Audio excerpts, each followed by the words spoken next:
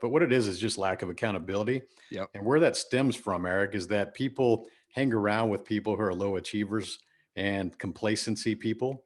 Yeah. And whenever you hang around with people like that, that's the common excuse. And it's usually used as a stopgap, like, let's not have a further conversation or dig deeper. So when I tell you I don't have time, you're supposed to nod your head and say, yeah, me either, man. We don't have time. And you validate each other. And this kind of goes back and forth.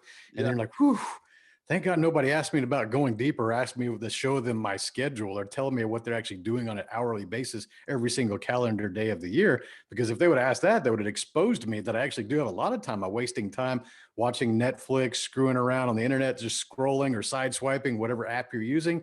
So many people are just wasting this time, but nobody likes to admit it. So they use that surface level question. Oh man, I'm just so busy. I got no time.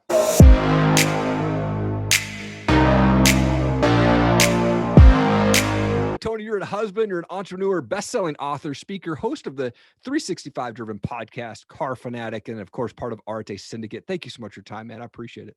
Hey, Eric, thanks for inviting me. It's going to be fun. Let's rock this mic, turn up the heat, get some people doing some things. Come on. I like to start by going back a bit. Your dad was a Marine Corps Vietnam veteran. Your mom was an immigrant. What was childhood like for you? Where did you grow up? I grew up in Houston, Texas, a suburb called Friendswood, Texas. When I grew up, there was about 15,000 people. It's probably quadrupled or something. It's probably way bigger than that by now. But Okay. yeah, lower middle class. We actually lived in a fixer-upper house in the worst neighborhood in the city, just so we moved there so my sister and I could have a good education because I had a good public school system there. Yeah. Wow. And then who inspired you to kind of go that entrepreneur route? Because you were in like corporate America for a long time before you went full-time entrepreneur, right? I'll tell you, becoming an entrepreneur before that was a trendy word. It was just a means to get fancier things or buy Totally. stuff. It started as a child. We didn't have any money and we didn't have an allowance. So basically it was either go knock doors, walk dogs, wash cars, mow yards, whatever I could to buy that skateboard or the video game or the BMX bicycle that I wanted. And that's the only way I could do it. I only got gifts on Christmas and birthdays. Oh, wow. Okay. Well, and then I think if I was researching right, you were working a full-time job, and then in your spare time, you co-founded LS1 Tech, which is the largest online automotive community. You end up selling that business after 5 years. But how did all that come together? And what did that exit strategy look like for you? For one, I think, yeah, that company grew to 300,000 registered members and we sold it for a couple million after making hundreds of thousands of dollars in profit for the years that we owned it. Yeah. And the thing is, I never thought about it becoming that big. And that's a key focus thing. I think too many people focus on money. They think that they're going to go be a millionaire and they try to do all this thing. They're just focused with eyes on the prize for the money. Yep. I just wanted to build a cool place to hang out with my car friends online and talk about racing and building cars. And it was also a creative outlet because I was a junior level engineer, just working my corporate salary. I think I was making 45, 50 grand at the time. And I was craving authority and climbing the ladder, and just because I knew my capabilities. A lot of people look at your age and they go, "You're too young. Wait your turn. You don't have enough experience." But I was already doing my boss's job, and I know it sounds egotistical, but after my boss ended up leaving in that job, he actually wanted to promote me, and he was 20 years older than me, so even he thought I could do the job. But even then, I found resistance because the brass in that company were like, "No, he's way too young to do this," and I Yeah. was always that person that was doing things way ahead of my age. And so for me to be creative and go do something to get that authority, become a leader, start to make my own key decisions, control my own destiny with money, I created businesses. And that's what I did. That's why I created a side business, because I was invested in my career from putting myself through college. Yeah. So I didn't want to, air quotes, waste my engineering degree after struggling 7 years working full time to go do that. And so I was really tuned into trying to get my career advance. And then I was just building these things on the side just to have fun and be a little creative. Wow, that's awesome. And then in 2017, you end up launching, 365 Driven. And one of the core values that I really like on your website is strive to become a better version of yourself. And I'm really big on that and kind of always trying to, learn and grow. But how do you yourself become a better version of yourself? I think for me, the key thing that most people miss out on is finding some kind of education or learning something every day. And I know that when we hear that, we kind of roll our eyes. How can you learn something? Well, it's easy. Yep. You listen to podcasts like Eric's or mine, or you read a book, or you do some YouTube, or learn how to do some. Just learn a skill or learn some new knowledge every single day. And it kind of ties into what we see now because I create a lot of content. I'm always creating videos and things like that. Absolutely. And one of the comments I commonly hear is like, well, I don't know how I could do that. Where do you get all these ideas? And how do you come up with all these different videos and things that you post? And that's like, how much are you reading? How Right. many things are you listening to? What are you learning every day? Because when you're in, bombarding your brain with new information on a daily basis, you're going to have new thoughts. New thoughts become new content. Yeah, absolutely. And I love that your book, The Side Hustle Millionaire, it talks about, the exit strategies and mindset and marketing and funding and things like that. And for me, I still work a full-time job and I still do 2 podcasts and I do all this stuff. And, when you hear someone say, I don't really have time for side hustles, what do you say to that, man? I think that's the biggest cop out excuse that we ever hear, because Yeah, if you think you're too busy, then how is Jeff Bezos too busy? Or how is anyone that's a successful person that you aspire to be too busy? And then right. people blame their kids and all kinds of stuff. But what it is just lack of accountability. Yep. And where that stems from, Eric, is that people hang around with people who are low achievers and complacency people. Yeah. And whenever you hang around with people like that, that's the common excuse. And it's usually used as a stopgap, like, let's not have a further conversation or dig deeper. So when I tell you I don't have time, you're supposed to nod your head and say, yeah, me either, man. We don't have time. And you validate each other. And this kind of goes back and forth. And Yeah. they're like, whew, thank God nobody asked me about going deeper, or asked me to show them my schedule, or tell me what they're actually doing on an hourly basis every single calendar day of the year. Because if they would have asked that, they would have exposed me that I actually do have a lot of time. I'm wasting time watching Netflix, screwing around on the internet, just scrolling or side swiping, whatever app you're using. So many people are just wasting this time, but nobody likes to admit it. So they use that surface level question. Oh man, I'm just so busy. I got no time. Let me tell you about how I started LS1 Tech, since you brought that up. Yeah. Started that in 2000. Had a son that was a newborn. I was depressed for about a year and a half. I was working 3 jobs because I was unemployed the previous 6 months from an industry downturn, which left me unemployed, and there was nobody hiring in the oil industry. So I had to live off a credit card. I was about $40,000 in debt.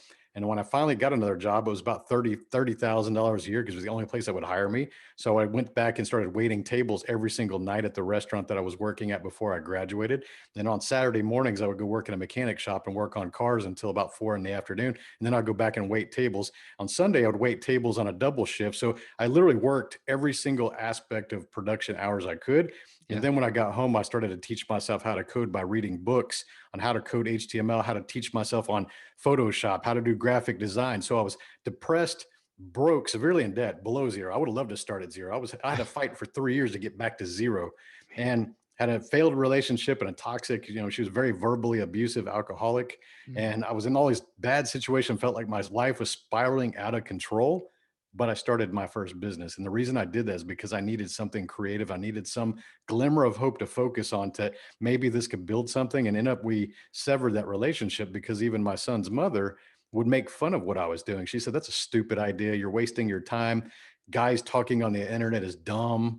Wow. It's just that the kind of mindset and I was stuck in. So I started amongst all those odds. It was just something for me to be focused on. So if you're listening to this and you're making those excuses, it just means you don't want it bad enough. And that's okay, because the world is filled with complacent people who talk a big game and they just don't want it bad enough. And when you want something bad enough, you will make time for it. Yeah.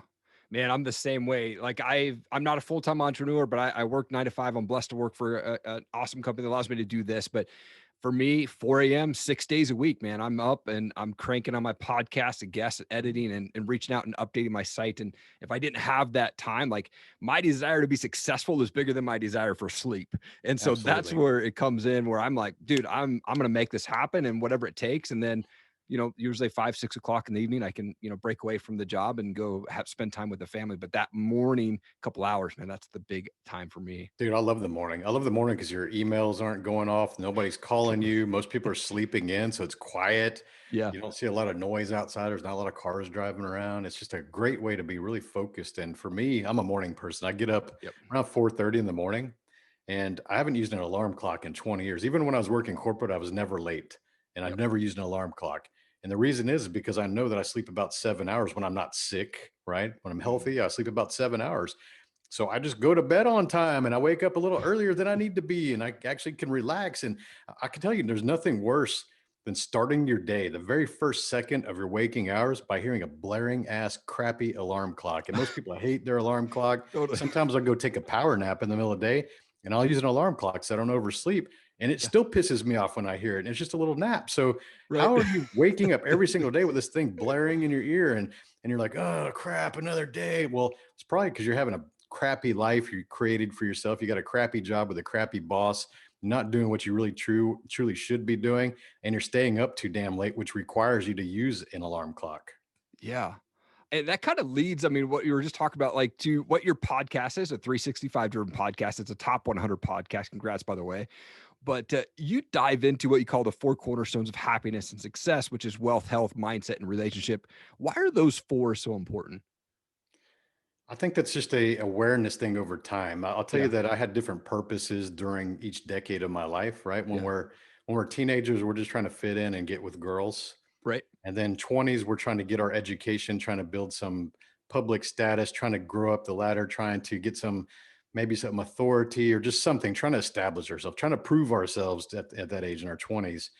30s was all about stacking money for me. I had the education behind me. I was starting my businesses and things were going exceptionally well. So to me, it was like, man, I got energy. Son's a little bit older. He's not a baby anymore. I can just stack money. So I was working and doing consulting and starting companies and traveling international and working for oil companies. And I started to realize I was missing a lot of things and my health started to fade. I sold my company at 34 pretty well. And I started to have a health decline around 35. I started getting overweight and I started having aches and pains in my lower back and my knee and my shoulder. And I was surrounding myself with these other people who had maybe were making 150 grand a year, that kind of comfort zone for most people, Sure. very high level, middle class. And they were all just reinforcing the whole like, hey, I guess we're getting older and these aches and pains, like we're not getting any younger. And so when you hang around with people again, you start to raise awareness like, do I really have pains or is this something going on? And so what happened was when I turned 40, it's a Mhm. pivotal age, right? And we start to think Totally. about things. I'm looking in the mirror and I'd always been an athlete before I started to let myself go in my mid to late 30s.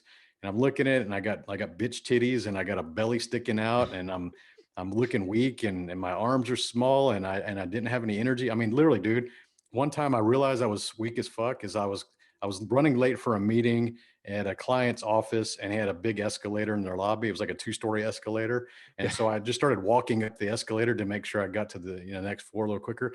I was fucking winded walking up a moving escalator. Oh, And I man. said, this has got to change. It's Yeah. got to change. And I'll tell you, it sucked for about 2 months. It sucked to go Yep. back to the gym and be weak as hell when you're Yep. used to working out and doing reps of 225 on the bench and you go, well, I'm just going to warm up with 135, put 45 on each side. You do a warm up and you can barely get it off your chest. And you're Yeah. like, what the fuck? I am just weak as fuck. And there's a lot of men out there like that. And they don't Totally. realize it because you think of yourself from your younger years until it's time to go perform. And you go, wow, I'm way off the wagon here. So that was an eye opener for me. And I just had to suck it up, put the ego aside, go do things and actually get stronger. And now I'm 48. I'm actually physically stronger than I have been in any point of my life. Come So on. it's a mindset shift. I don't have aches and pains anymore. Yep. It's amazing how when you start to get core strength and energy and you're working out your joints and you're doing things and getting that cardio every day, your aches and pains and shit just go away. I think it's almost like your aches and pains or your body telling you like, get the fuck going. Like what's going on? Like, Totally. let's fix this.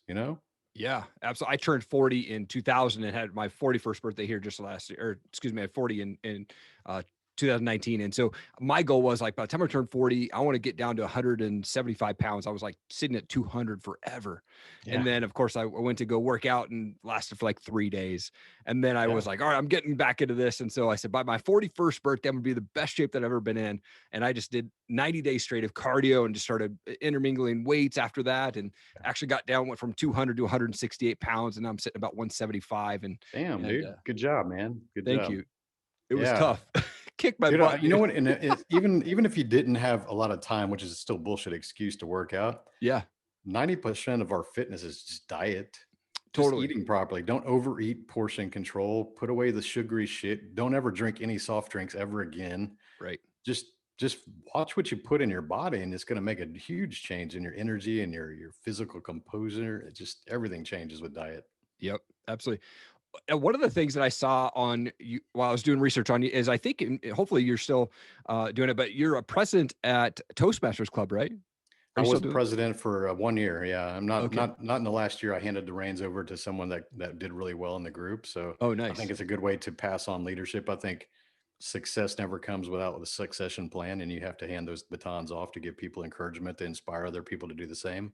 Yeah. How did Toastmasters help you in your career, man? Because I've looked at Toastmasters. I've gone to a couple local meetings here, and then I actually was able to, like, first day they're like, "Hey, get up here and talk," and so that was kind of like my intro to the club, and I've been doing some other things, but I plan on getting back into that. But I love Toastmasters. My dad was part of that as well, and but how has that helped you in your career?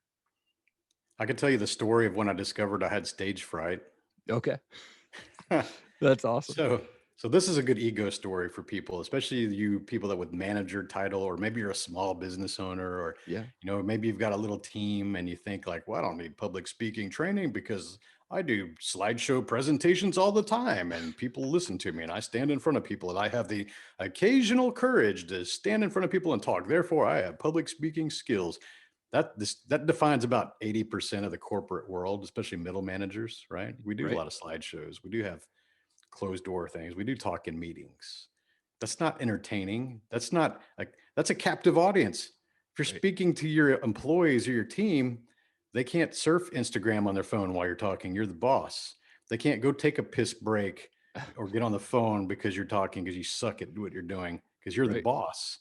So that's a little check there. You're lying to yourself if you've never had any form of public speaking training, you are not a public speaker, because Right. there's a lot of depth that goes into the tactics and the voices that we use, the inflection, the speed, the eyes, the presence, all these things that we learn in public speaking training are something you learn. It's not something that comes natural to you. You have to learn these tactics, and we all have different styles and we embrace that, but it's go push your ego aside and go in. I'll tell you, like, being a president of the club, you see a lot of corporate people in, and Sure. sometimes they'll come in right after work because we had a 7 o'clock meeting and they're still wearing their tie, sometimes their jacket, and they're like, well, I'm just super, super important. And, my company, the board of directors suggested that I come do this. And I don't really think I need it, but I'm here. And they realize within the first meeting, they are nowhere close to public speaker, and they are Right. humbled.